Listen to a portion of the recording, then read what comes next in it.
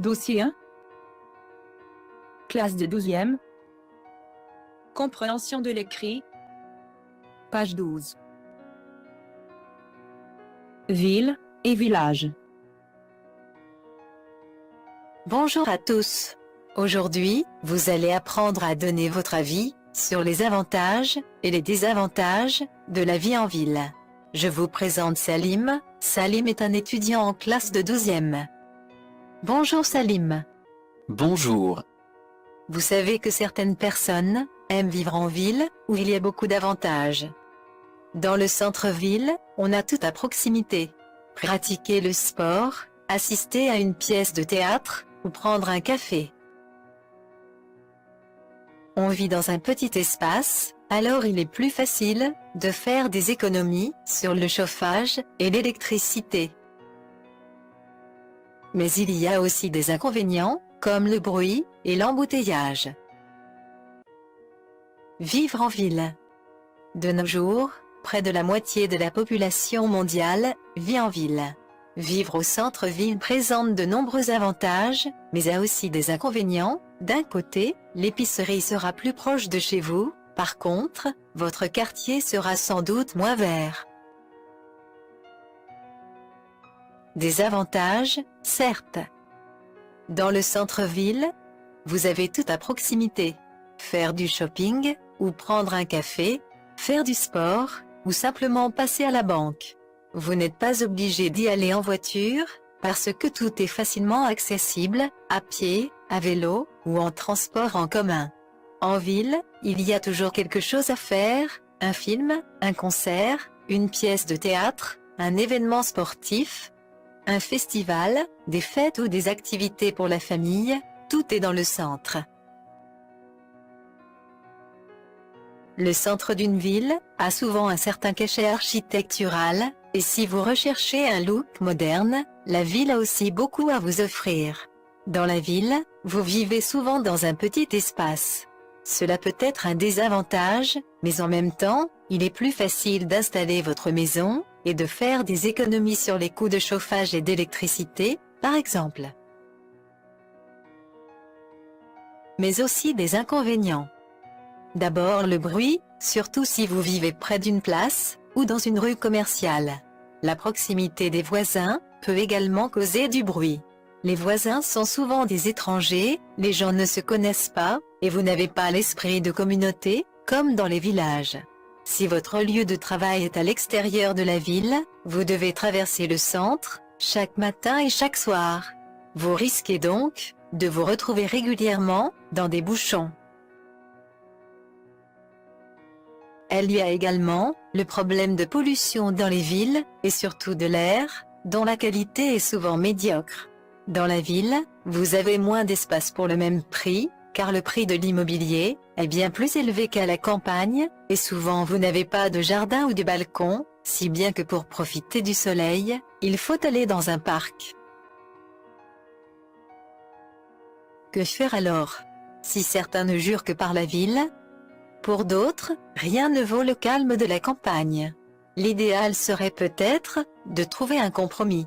Et pourquoi pas, idéalement, vivre en ville, avec une maison de campagne pour les week-ends?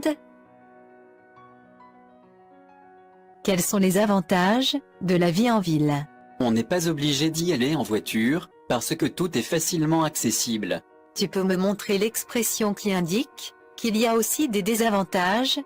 D'un côté, l'épicerie sera plus proche de vous, par contre, votre quartier sera sans doute moins vert. En ville, on peut trouver des constructions à l'architecture inédite. Es-tu d'accord avec moi? Je suis d'accord avec vous, le centre-ville d'une ville a souvent un certain cachet architectural, et si vous cherchez un look moderne, la ville a aussi beaucoup à vous offrir.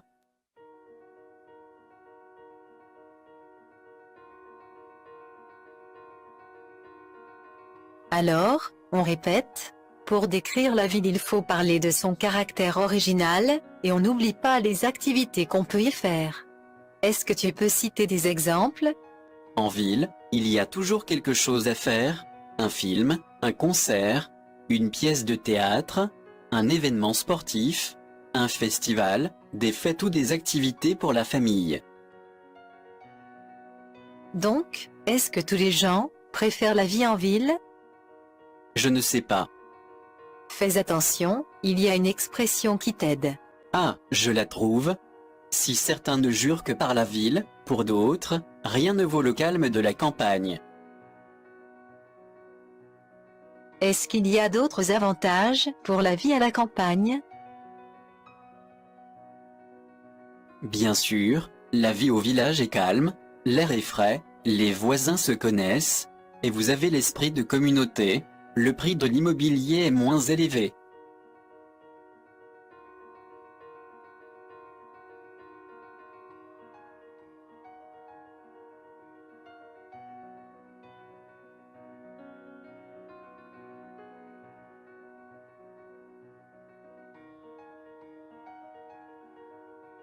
Dis-moi Salim, où habites-tu? Tu es satisfait de ton lieu d'habitation? Je suis citadin, j'aime ma ville, car la vie est assez confortable. Tout est accessible à pied, à vélo ou en transport en commun. Les appartements ne sont pas grands, alors nous économisons de l'argent sur le chauffage en hiver. Et toi, où aimerais-tu vivre? Et pourquoi? Je vais vous aider. Pour exprimer ton avis, tu peux utiliser « Pour ma part, je préfère »,« Je pense que »,« J'estime que »,« Selon moi »,« D'après moi ». Tu peux utiliser ces connecteurs de conséquence. Ainsi, par conséquent, donc, n'oublie pas les connecteurs de cause. Grâce à cause de, en effet. Et pour décrire la ville ou le village, tu peux utiliser « J'aime avoir »,« Le prix est plus que »,« C'est fatigant », Trouver un compromis, c'est vraiment pratique. Vu de loin, l'air est favorable. J'attends vos réponses sur le site, la meilleure réponse sera publiée sur le réseau. Au revoir.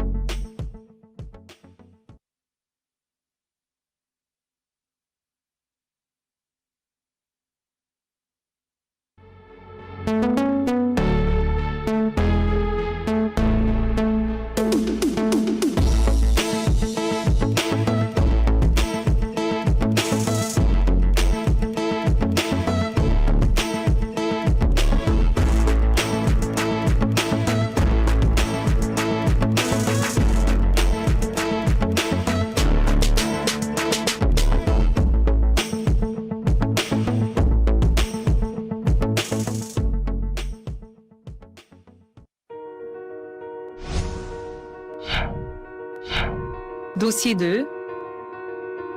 Classe de 12e. Compréhension de l'oral. Page 26. Les nouvelles technologies. Aujourd'hui, vous allez apprendre à parler des bienfaits des nouvelles technologies. Je vous présente Salim. Salim est un étudiant en classe de bac. Bonjour Salim. Bonjour. Vous savez que les nouvelles technologies facilitent la vie dans plusieurs domaines. Dans les tâches quotidiennes, les études, la communication, les recherches scientifiques et le travail.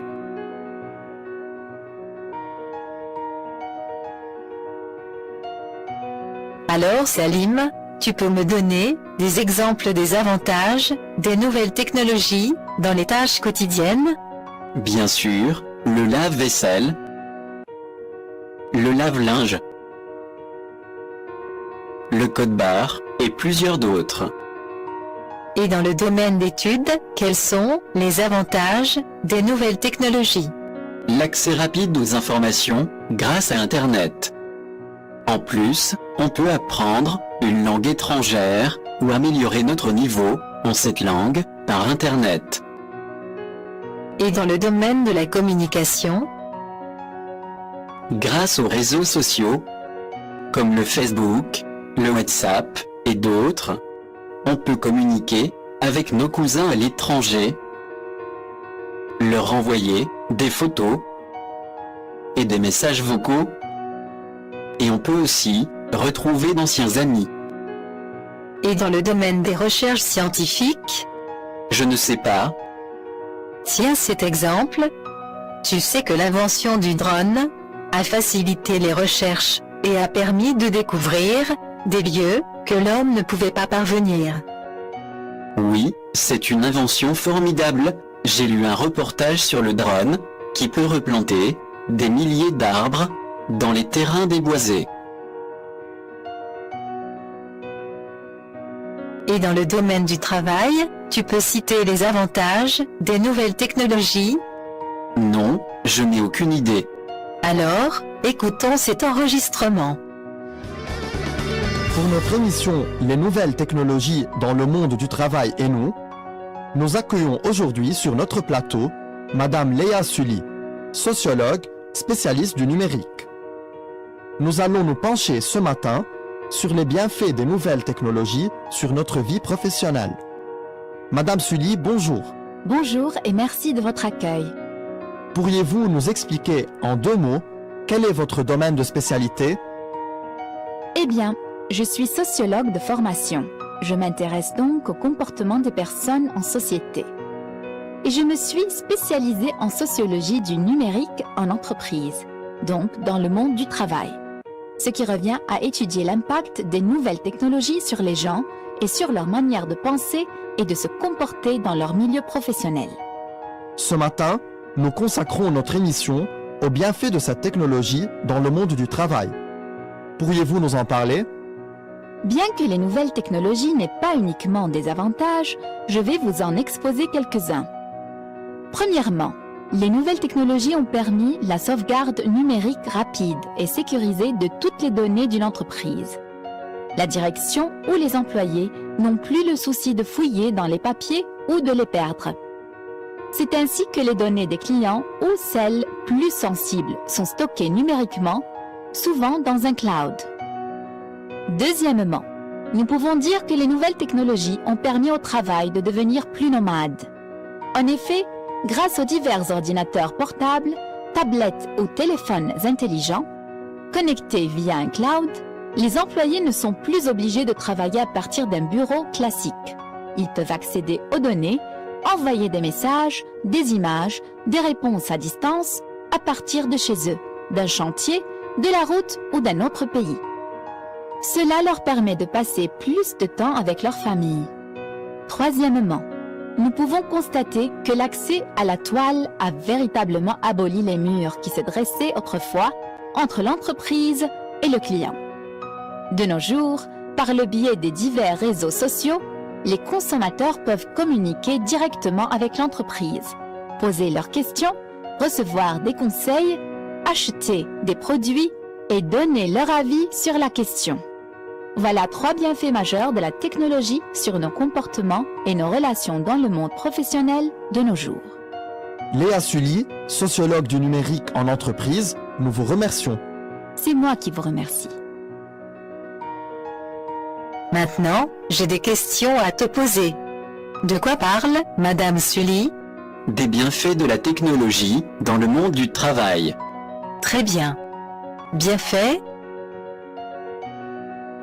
Avantage. Alors, qui est Madame Sully? Je pense que c'est une directrice d'une entreprise qui utilise les nouvelles technologies. Non, Salim, tu n'as pas fait bien attention. Réécoute ce passage. Eh bien, je suis sociologue de formation. Je m'intéresse donc au comportement des personnes en société. Et je me suis spécialisée en sociologie du numérique en entreprise, donc dans le monde du travail. Ce qui revient à étudier l'impact des nouvelles technologies sur les gens et sur leur manière de penser et de se comporter dans leur milieu professionnel. Tu peux répondre maintenant à la question. Qui est Madame Sully? Oui, elle est sociologue en formation, spécialisée du numérique, en entreprise. Très bien. Elle étudie ainsi l'effet des nouvelles technologies sur les gens dans leur travail. Alors, de combien de bienfaits Madame Sully a-t-elle parlé dans cette interview? Madame Sully a cité 3 bienfaits des nouvelles technologies dans le monde du travail. C'est vrai, elle les a cités avec un enchaînement en utilisant premièrement, deuxièmement, troisièmement. Maintenant, réécoute ce passage pour en parler plus. Premièrement, les nouvelles technologies ont permis la sauvegarde numérique rapide et sécurisée de toutes les données d'une entreprise. La direction ou les employés n'ont plus le souci de fouiller dans les papiers ou de les perdre. C'est ainsi que les données des clients ou celles plus sensibles sont stockées numériquement, souvent dans un cloud. Alors Salim, quel est le premier bienfait des nouvelles technologies dont a parlé Madame Sully? Le stockage rapide et sécurisé des données dans un cloud. Mais, c'est quoi un cloud? C'est un terme de stockage numérique des données auquel on peut accéder facilement par Internet. Quelle évolution?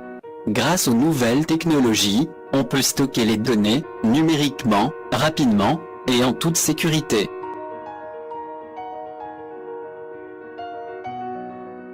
En plus, les employés n'ont plus peur de perdre un document important et de le chercher dans des milliers de papiers.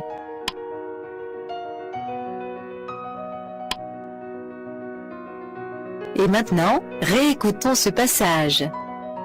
Deuxièmement, nous pouvons dire que les nouvelles technologies ont permis au travail de devenir plus nomade. En effet, grâce aux divers ordinateurs portables, tablettes ou téléphones intelligents, connectés via un cloud, les employés ne sont plus obligés de travailler à partir d'un bureau classique. Ils peuvent accéder aux données, envoyer des messages, des images, des réponses à distance à partir de chez eux, d'un chantier, de la route ou d'un autre pays. Cela leur permet de passer plus de temps avec leur famille. Alors Salim, quel est le deuxième bienfait des nouvelles technologies dans le monde du travail? C'est que l'employé peut travailler de n'importe où, il peut accomplir son travail, de sa maison, de la route ou d'un autre pays. Bien sûr, avec les nouvelles technologies, le travail devient plus nomade. Nomade, c'est-à-dire changer de place, la mobilité dans le travail. Et maintenant, écoutons ce dernier passage. Troisièmement, nous pouvons constater que l'accès à la toile a véritablement aboli les murs qui se dressaient autrefois entre l'entreprise et le client. De nos jours, par le biais des divers réseaux sociaux, les consommateurs peuvent communiquer directement avec l'entreprise, poser leurs questions, recevoir des conseils, acheter des produits et donner leur avis sur la question. Voilà 3 bienfaits majeurs de la technologie sur nos comportements et nos relations dans le monde professionnel de nos jours. Léa Sully, sociologue du numérique en entreprise, nous vous remercions. C'est moi qui vous remercie. Quel est le troisième bienfait des nouvelles technologies dans le monde du travail? C'est le contact direct entre le client et l'entreprise. C'est ça. Le client peut désormais parler directement avec le directeur par Internet. Et on peut aussi acheter des produits directement par Internet. Et toi Salim, lequel de ces bienfaits as-tu préféré? Je trouve que la mobilité dans le travail est le plus favorable pour moi. L'employé n'est plus obligé de travailler dans un bureau classique et il peut travailler à partir de chez lui et cela lui permet de passer plus de temps avec sa famille. Merci Salim, à bientôt. À bientôt. Et vous, choisissez l'un des bienfaits des nouvelles technologies dans le monde du travail dont on a parlé et donnez un exemple de votre entourage pour illustrer ce bienfait. J'attends vos réponses à cette question. La meilleure réponse sera publiée avec le nom de l'étudiant sur la page Facebook. Au revoir.